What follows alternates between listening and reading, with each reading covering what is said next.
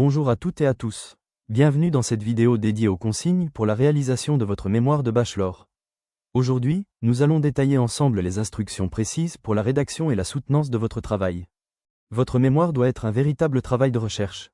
Cela signifie que vous devez vous appuyer sur un cas précis, lié à l'activité d'une entreprise, de préférence dans un contexte économique européen. Ce que le jury attend de vous, c'est votre capacité à observer une situation réelle, à identifier un problème, et à construire une réflexion structurée, argumentée et personnelle. Nous arrivons maintenant à l'élément central de votre mémoire, la problématique. Une bonne problématique n'est pas une question générale ou théorique. C'est un problème réel, concret et précis, rencontré par une organisation. Regardons la différence. Si vous posez la question « Pourquoi la communication digitale est-elle importante ?», cette question est trop large, trop vague. Elle ne cible aucun contexte précis. En revanche, si vous demandez « Comment l'optimisation des réseaux sociaux peut-elle améliorer la visibilité d'un riad à fesses ?», là, la question est claire. Elle précise une action, un objectif et un contexte. Pour vous guider, retenez cette formule simple. Comment plus une action plus un objectif plus un contexte précis. Penchons-nous à présent sur l'organisation de votre mémoire. Tout commence par des éléments indispensables, comme la page de garde, les remerciements, ainsi que le résumé et l'abstract accompagnés de leurs mots-clés. Ces premières pages, complétées par le sommaire, la liste des tableaux et figures et l'introduction permettent au lecteur de saisir instantanément la structure de votre travail. Le corps du mémoire s'articule ensuite autour de 3 piliers majeurs. Le premier chapitre est dédié au cadre théorique. Il est immédiatement suivi par un deuxième chapitre qui vient ancrer cette réflexion dans son contexte spécifique. Enfin, le troisième chapitre se concentre sur la méthodologie employée et l'analyse des données que vous avez recueillies. Pour que ce cheminement soit parfaitement lisible, chaque chapitre est subdivisé en sections, elles-mêmes organisées en sous-parties. Il est essentiel de vous assurer que vos sections sont bien équilibrées. Une fois ces chapitres finalisés, vous pourrez conclure votre mémoire par une conclusion, suivie de la bibliographie, des annexes et de la table des matières. Maintenant que nous avons cette vision d'ensemble, arrêtons-nous plus précisément sur les premières pages qui vont constituer le premier contact du lecteur avec votre mémoire. La page de garde est la vitrine de votre mémoire et doit donc attirer l'attention tout en présentant les informations essentielles. Elle doit obligatoirement mentionner votre nom, votre numéro de candidat ainsi que le titre exact de votre mémoire. N'oubliez pas d'y faire figurer l'année de votre formation et, bien sûr, les logos officiels de l'ISTH et de la FEDE. Par la suite, l'espace remerciement vous permet d'exprimer votre gratitude envers toutes les personnes qui ont contribué, de près ou de loin, à la réussite de votre mémoire. Enfin, pour offrir au lecteur un aperçu de votre mémoire, vous devez rédiger un résumé clair. Ce texte doit impérativement être doublé d'une version anglaise et se terminer par une liste de mots-clés pertinents. Il est également essentiel de fournir au lecteur les éléments qui lui permettront de se repérer efficacement dans votre mémoire. C'est ici qu'intervient le sommaire, qui doit figurer au tout début du mémoire pour présenter uniquement les titres principaux. Son rôle est de permettre au lecteur de visualiser d'un seul coup d'œil le plan général.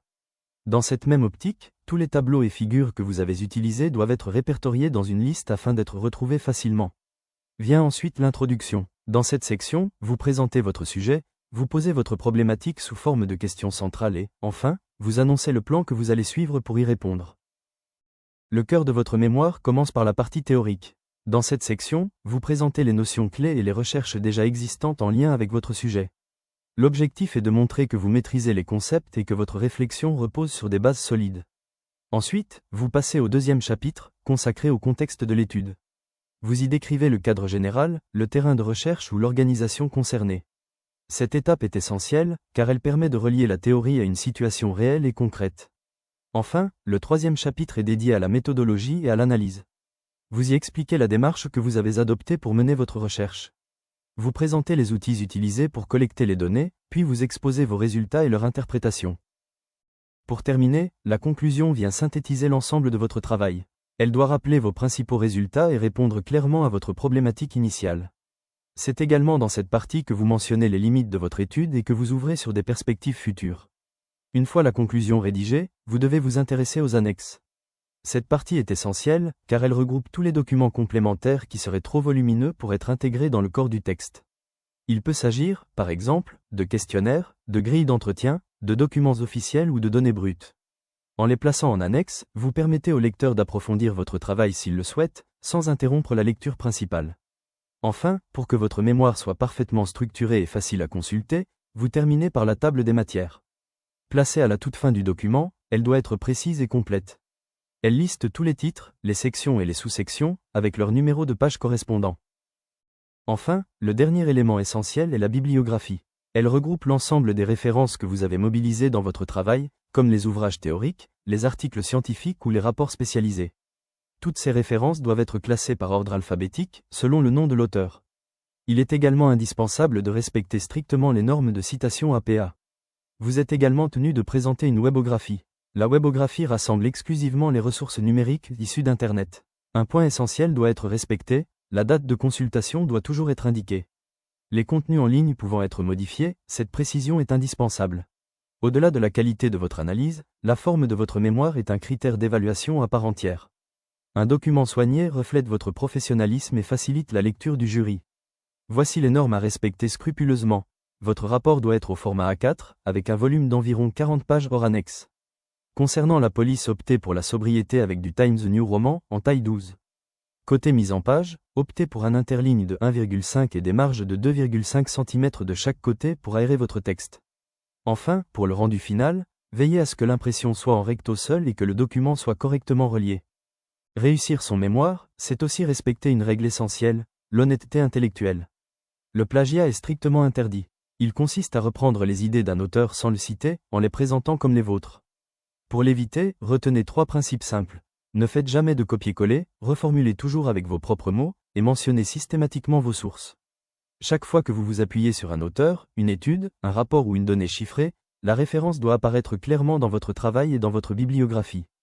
Dans la continuité de cette exigence d'intégrité académique, il est important d'aborder un sujet très actuel, l'usage de l'intelligence artificielle. Aujourd'hui, l'utilisation d'outils d'IA est autorisée, mais sous conditions. Utilisée intelligemment, l'IA peut être un soutien méthodologique intéressant. Cependant, elle doit rester un outil d'aide, jamais un substitut à votre propre travail. En résumé, l'IA peut vous accompagner, mais elle ne doit jamais penser à votre place. Nous arrivons maintenant à l'étape finale, le jour de la soutenance. Cette dernière se déroule en 2 temps parties, l'exposé théorique, puis l'échange avec le jury. Dans un premier temps, vous prenez la parole pour présenter votre projet. Le jury vous invitera à justifier le choix de votre sujet et à exposer les conclusions et les résultats auxquels vous êtes parvenu. Dans un second temps, le jury ouvrira la discussion. Les examinateurs reviendront sur certains aspects de votre mémoire et vous poseront des questions. Nous voici à la fin de cette vidéo. Merci de votre attention. Si vous avez la moindre question, n'hésitez pas à contacter votre encadrant. Nous vous souhaitons une excellente préparation et beaucoup de succès pour votre soutenance.